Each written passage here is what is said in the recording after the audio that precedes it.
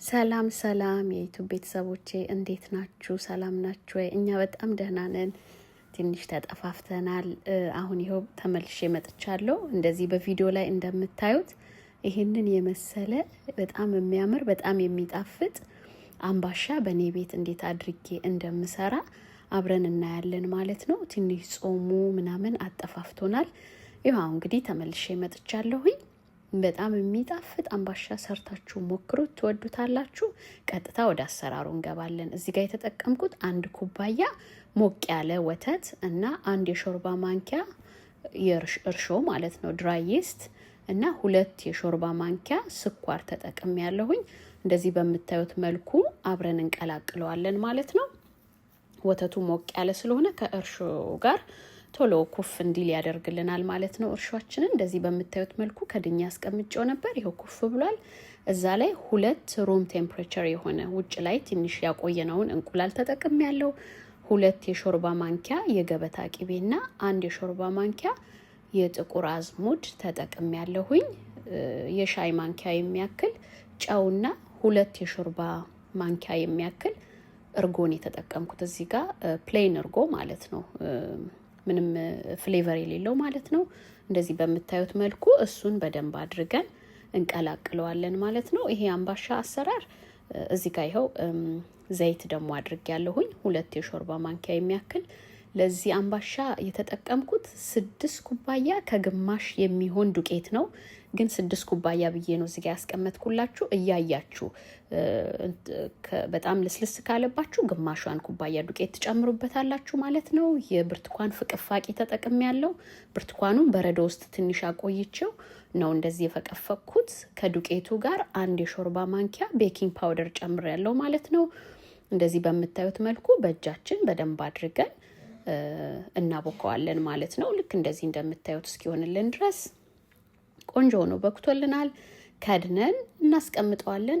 እንደ አየሩ እንደ ቤታችን ኩፍ የሚልበት ሰዓት ሊለያይ ይችላል። ስለዚህ እንደዚህ ሳይዙ ደብል እስኪሆን ድረስ እንጠብቀውና በእንዲህ በምታዩት መልኩ እናወጣውና እንደዚህ ክብ ክብ አድርገን በእጃችን ካስተካከልነው በኋላ እኔ የተጠቀምኩት ይሄ የባትራ ጀርባውን ነው ለመጠፍጠፍ የተጠቀምኩት። ኤኒቲንግ መጠቀም ትችላላችሁ ቤታችሁ ውስጥ ያለውን። በእንዲህ በምታዩት መልኩ በደንብ አድርጌ ልጥጥ ካደረኩት በኋላ 10 ደቂቃ እጠብቀዋለሁኝ እዛው ባለበት ኩፍ እንዲልልኝ ማለት ነው። ወዲያው ዲዛይን አላወጣም።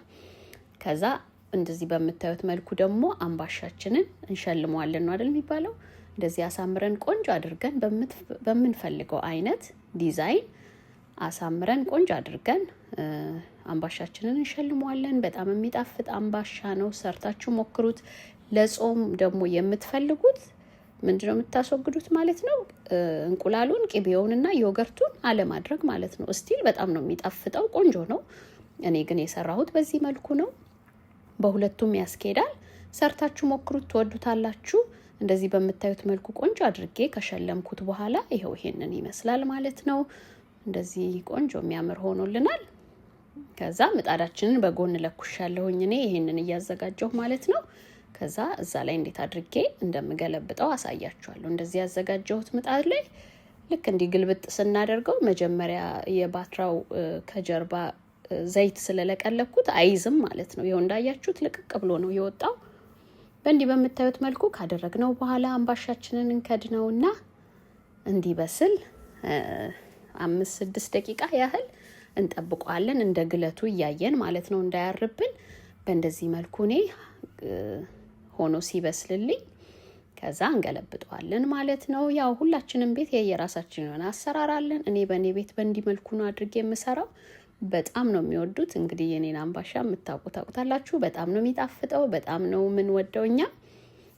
እንደዚህ እየሰራችሁ ከቤተሰባችሁ ጋር ሞክሩት እላለሁኝ። በዚህ አጋጣሚ ለቻናሌ አዲስ የሆናችሁ ሰብስክራይብ እያደረጋችሁ ለሌሎች ደግሞ እንዲደርስ ሼር ማድረጋችሁ እንዳትረሱ። አስተያየታችሁን አድርጉ ላለሁኝ። የምታዩት ደግሞ በጣም አመሰግናለሁ ስለምትከታተሉት፣ ስለምትሰጡኝ አስተያየት አመሰግናለሁ። አምባሻችን እንደዚህ በምታዩት መልኩ የሚያምር አምባሻ ደርሶልናል ማለት ነው። ከዛ እንግዲህ ታይም ቱ ኢንጆይ ማለት ነው። እንደዚህ በምታዩት መልኩ ቆራርጠን ለመብላት እናዘጋጀዋለን ማለት ነው። እዩት እንዴት እንደሚያምር አምባሻው። አሁን ራሱ አጠገቤ የለም እንጂ በቃ ብሉኝ ብሉኝ ነው የሚያሰኘው። ይኸውላችሁ ትኩስ ነው፣ በጣም ትኩስ ነው። ጀርባውንም ይሄው እንደምታዩት በጣም የሚያምር አምባሻ ነው የሆነልን። ሰርታችሁ ሞክሩት። እንዳልኳችሁ ለጾም የምትፈልጉት ቅቤውን እንቁላሉንና ዮገርቱን በመተው በዘይት ብቻ ቆንጆ አምባሻ መስራት ይቻላል።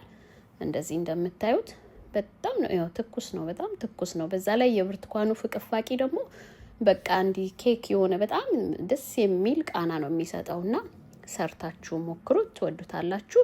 ስለምታዩት አመሰግናለሁ፣ ስላያችሁት አመሰግናለሁ። በሌላ ቪዲዮ እስከምንገናኝ ባይ ባይ።